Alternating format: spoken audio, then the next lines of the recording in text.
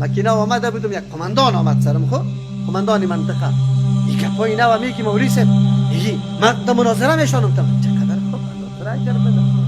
تکلیفم کشیده بود، تکلف کرده بود، دنیای طعامم پخته کرده بود. فقط یک دو بوجی کتاب رفتم اونجا.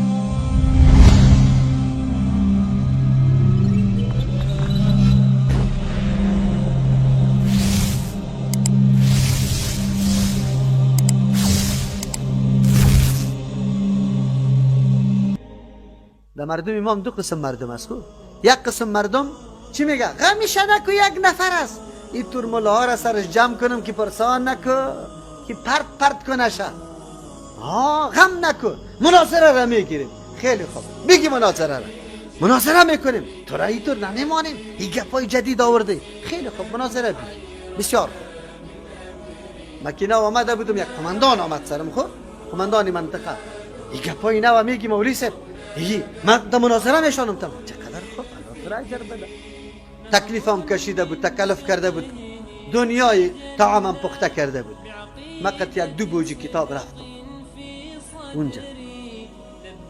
آلی مولوی صاحب را اول رای میکنه که بیایی کس حاضر خفتن شد. یک نفر میره، دو نفر میره، 10 نفر میره. نه آخر ما برشان گفتم که تو نمیشه و قماندان صاحب تو مرا آوردی جای ما دور و نزدیک، چطور ما از او جا آمدیم.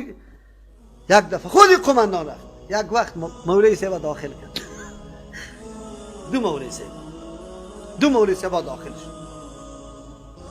مولوی صاحب کتابا خود نداره، شما قطعتان نورده. نه ما قطع توی طوری بحث نمی کنیم. یک وقت که بحث شروع شد یک کتاب به نام جرأت الائمه یاد میشه. این رمی دوره خورا پسانا نوشته کرده به خاطر اثبات مسائل خود. این از زیر قول خود کشید. حاجت نشد با کتاب. من گفتم مولوی صاحب می کتاب قبول داری؟ ها خیلی خوب. من گفتم بمی فیصله میکنیم صحیح است. از پیش سوال کردم که دعا چطور است به هیئت اجتماعی بعد از نماز؟ گفته اگر به طریق التزام باشه بدعت است. به طریق چی؟ التزام باشه بدعت است، اگر نباشه نه. گفتم صحیح است. اگر کسی امی دعا را نکرد مردم که سرش انکار میکنه که چرا نکردی؟ امی التزام است یا نه؟ نه. من گفتم بیار امی کتابی تا بده. کتابی تو امی گپا گفته. نه گفته کتابی تا. من گفتم بده. کش کردم کتابیش.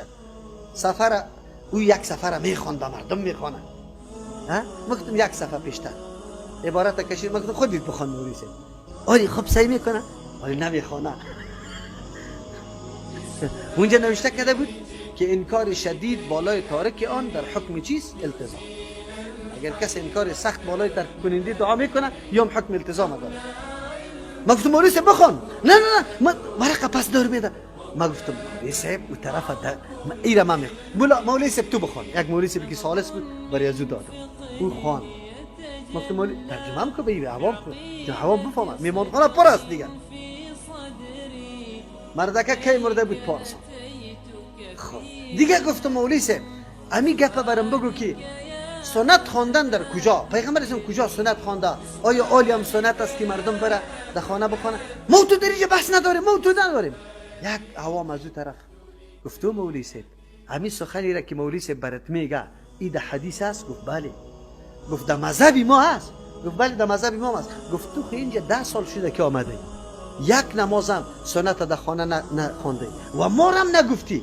تو خودت که نمیکنی ما را خب بگو که ما طریق سنت پیغمبر عملی کنیم. یک دم چی میگه؟ این طرفداری میکنیم. تو مولوی صاحب با قسم اگر طرفداری کنم چی طرفداری؟ یک موضوعش بود. گپ در کجا رسید؟ حاضر نمیشه. اول میگه تو را میترسونه. کلانو کی تو فکر کرده که خود دین است. مولای ما میدیستی تار است. خب بعد از او که میدوا در دیگه دفعه سری موضوع ختم چی شد؟ ختم 70 مولوی صاحب در گوربند ما جمع شده. آمر ولسوالی منطقه گفت که مناظره کنیم. خیلی خوب. یک نفر هستم دیگه کلگی یک طرف. یک سه چاری دوری خوری دیگه است. خدا در ظاهر قطمه میگرفت. اونجا که در مجلس آمد خدا آرام کرد.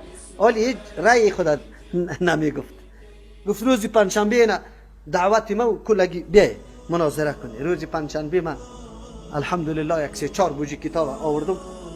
پیش 9 بجه دعوت در 11 بجه بود. من در 9 بجه خدا رساندم. حالی زنگ میزنه که فلانی خان نیسته حالی کس پیدا نمیشه. و سوال میگه ما فهمیدم مولوی براستی باز عملی کرد. همین بعد از مرده استی و چار دیگه پارا مکمل همی تو بند کرد. کسی نمیتونه غلط است. گفت یک نعوذ بالله یک دوام زد گفت یک مردگه واضح نشد که بحث بکنه. یا اینی قسم است مردم سرت جمع میکنه.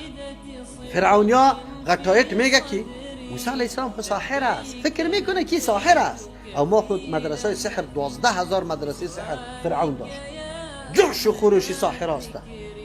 رقر روان کرد، اعلان کرد فرعون اوهو طلب کرد. حالی سعی میکنی که ملابازی است، لنگای سفید کلان در جای مناظره داشتیم 40 نفر ملا آمد خود 40 این لنگیا.